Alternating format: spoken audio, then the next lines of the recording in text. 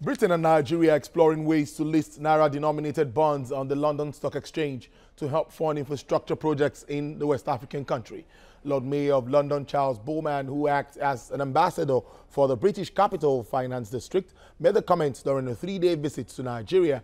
Says NSE and LSE, that's Nigeria Stock Exchange and London Stock Exchange, are looking at methods to list Naira-denominated bonds on the London Stock Exchange. Nigeria, once a darling for frontier investors, suffered its worst recession in a generation in 2016 after the price of its main export oil collapsed.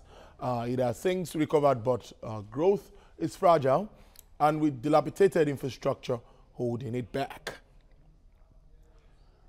A financial analyst now, Chukwuma Ayanwu, join us via Skype from the United States of America. Mr. Ayanwu, great to have you join us today. It's good to be here. Thanks for having me. Yeah, I want to go straight to the Naira denominated bond. This has been instituted by Lord Mayor on this visit. What do you think about this move in the first instance? It's a smart play. If you note properly, UK before the Brexit is the commercial nerve center of, well, literally the world, because it has a stockpile of huge funds outlay and no corresponding projects to necessarily deploy them into. Nigeria, on the other hand, comes to the table with a huge infrastructure decay, which means that a merger between the the United Kingdom and Nigeria will see funds deployed into capital projects, which each of them brings to the table. So yeah, it's a smart play if you look at it from the objective side. The truth, underlining issues there I see is largely the fact that, well, for funds to be able to be deployed into Nigeria in infrastructure investments, they will need to meet certain minimum requirements in terms of best practices, in terms of oversight responsibilities of both the NSC and the government, essentially to make sure that investors' monies invested in Nigeria are properly secure. And those are the things that one begins to look at if Nigeria is really ready for that kind of exposure. Talking about foreign aids like this now, like you've identified, UK has said they have lots of funds that we need to really tap into. With all efforts by this present administration, is it still that bad that we might just need help from everywhere to fix infrastructure down at this end?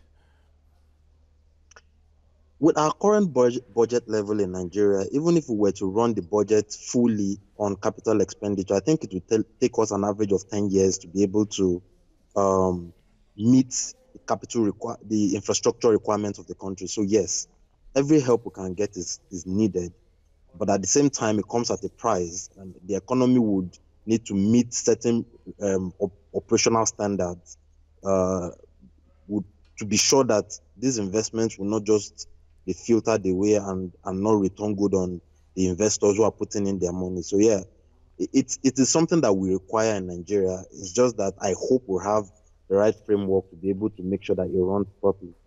All right, now after getting into recession and coming out of recession, many have said that there is growth, but that growth seems to be fragile. Now, with this assistance or with this bond coming on board, this Naira-denominated stocks, and we get to partner with the London Stock Exchange, are we likely to also attain the level of growth, the level of steady growth that we need in this part of the world? Do you think that is achievable? Ultimately, yes. I think it's achievable, provided we have, we are gradually gravitating towards an election year, and a lot of uncertainties come to play in an election year. Nigeria's democracy is still in its infancy. So it means that a change in government a lot of times results to a change in policy direction of subsequent government. There is no continuity. So that is largely going to be a major problem in terms of how investors will receive Naira-denominated instruments as against other stable economies. But yeah, I think ultimately it would lead us to the point of stability. But Nigeria on its own has its own underlying problems that it needs to address. Security being one, a consistency in government policies being another, and a major growth in general welfare of the country is a major problem that investors will.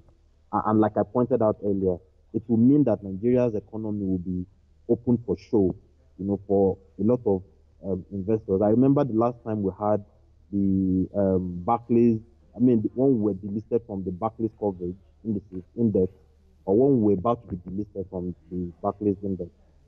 A lot of people were of the opinion that Nigeria can live without the Western world, and that was the argument for a lot of people. But with this kind of initiative, what you're effectively telling everybody is that you are going to be keen into the world global market, which means Nigeria is no longer going to be excluded from whatever happens, and whatever issues we have in the country will be open for everybody to have an opinion on and to take decisions based on.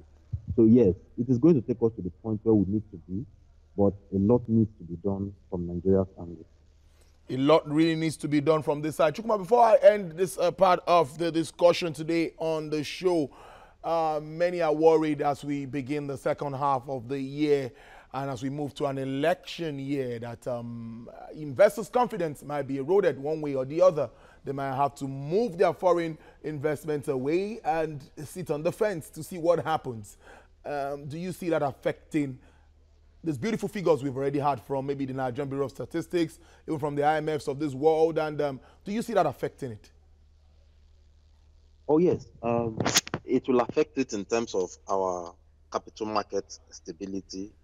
Equities will largely become sluggish as a lot of PFIs will be looking at taking out monies from Nigeria or Naira denominated instruments because of relatively the uncertainty. And, before now, we used to have some measure of predictability in the politics of Nigeria. But right now, it's up in the air. The present government is seeking to come back. A lot of people are not happy about the performance. There is a general widespread of insecurity in the northern part of the country. And yeah, a lot of people are not really happy or are disappointed with the policy implementation drive of the current administration. So nobody can really tell where power would lie when the election cycle concludes.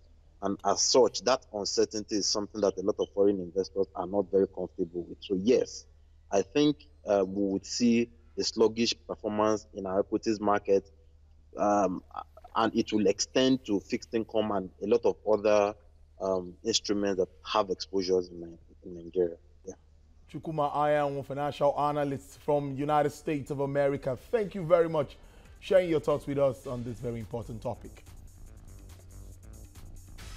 Chukuma there speaking on Nigerian Britain exploring ways to list Naira-denominated bonds, particularly focus on infrastructure in this part of the world. Well, we will take a break, and when we return, we'll be speaking to the Lagos Zonal Chairman of the National Union of Petroleum and Natural Gas Workers, Comrade Tayo Aboyeji, with regards to the tanker incident, the business angle of it, and how we can really get things right. And also, we'll be bringing you up to speed with proceedings at the Nigerian Stock Exchange. We have a lot for you today. Don't go away. It's Business Nigeria.